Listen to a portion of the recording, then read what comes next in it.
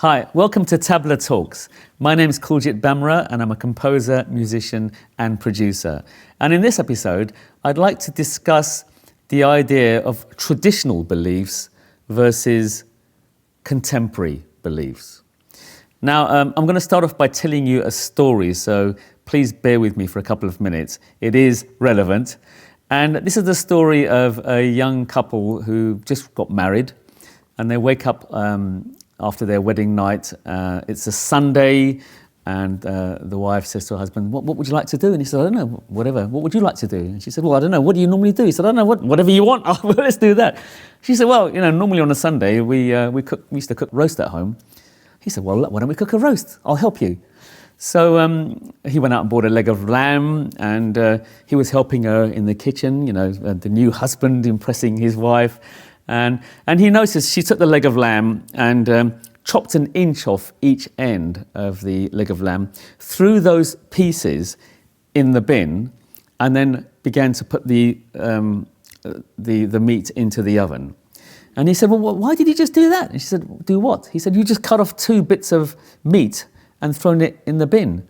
And she said, well, we've always done that in our family. And he said, but why? Isn't it a waste of meat? She said, well, no, it's the way we've always done it. It works that way. And anyway, it gets the juices to flow more and it brings the taste. He said, well, fine, whatever you say, I'll go with it. But I just thought it was a waste of meat. She goes, no, this is the way we've done it. And this is the way we'll always do it. He said, oh, no problem. Anyway, a few weeks later, the couple find themselves at the wife's mother's house. And the new husband is impressing his mother-in-law in the kitchen and helping her on that Sunday cook a roast. She does exactly the same thing with a leg of lamb. She cuts off an inch off each end, throws those in the bin, and then the new husband says, well, that's really interesting that you've done that. She said, well, done what? And he said, well, your daughter does that as well.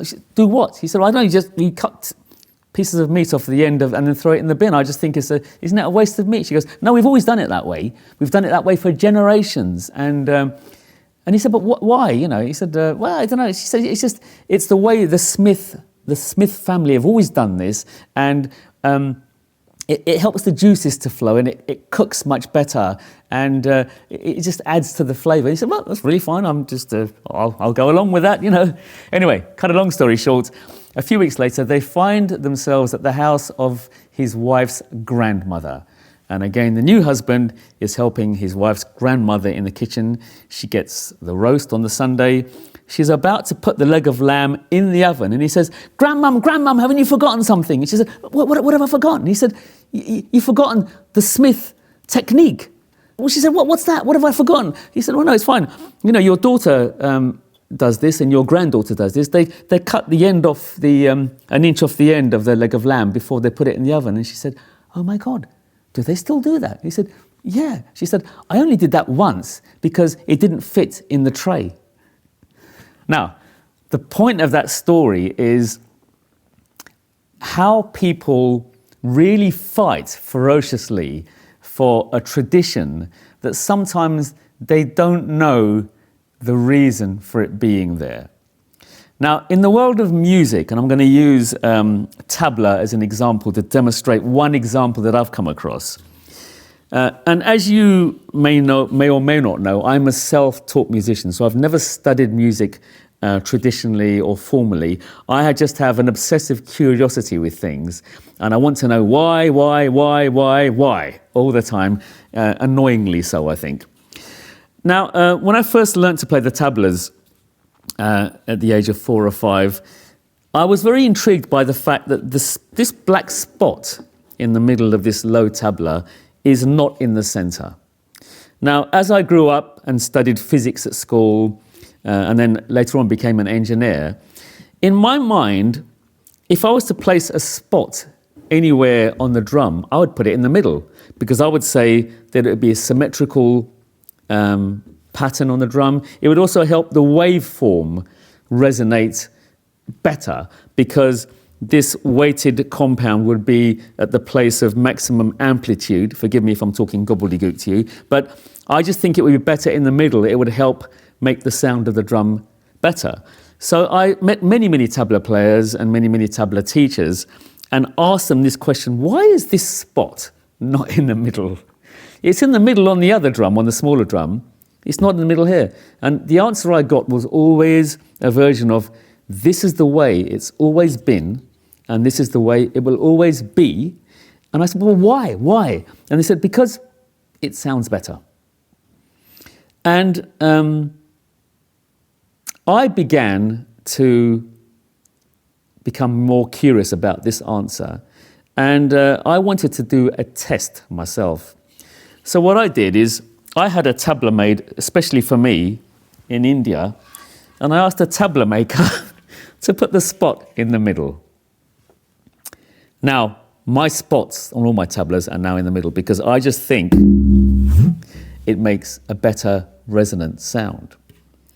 And the only answer I could think of for why the spot is not normally in the center, in the absence of all acceptable answers to me, I think the answer that really works for me is, before these spots were made of a hard paste, this is a carbon paste that's put on in various layers, the tabla makers used to use dough, which is flour and water mixed.